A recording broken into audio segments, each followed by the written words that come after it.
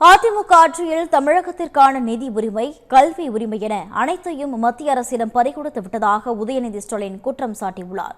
வேலூர் மாவட்டம் அணைக்கட்டு சட்டமன்ற தொகுதியில் போட்டியிடும் திமுக வேட்பாளர் ஏபி நந்தகுமாரை ஆதரித்து உதயநிதி ஸ்டாலின் பரப்புரை மேற்கொண்டார். அப்போது பேசிய அவர் திமுக அரசின் திட்டங்களை பட்டியலிட்டார். மாநிலங்களுக்கான மத்திய அரசின் திட்டங்களில் தமிழ்நாடு என்ற பெயரே கிடையாது என்று கூறிய அவர் அதிமுக போர்வையில் ஒளிந்து வரும் மத்திய பாஜக அரசை தடுக்க வேண்டும் என்று தெரிவித்தார். 50 லட்சம் பேருக்கு வேலை வாய்ப்பு உருவாக்கப்படும் வாக்குறுதி கொடுத்திருக்கிறோம்.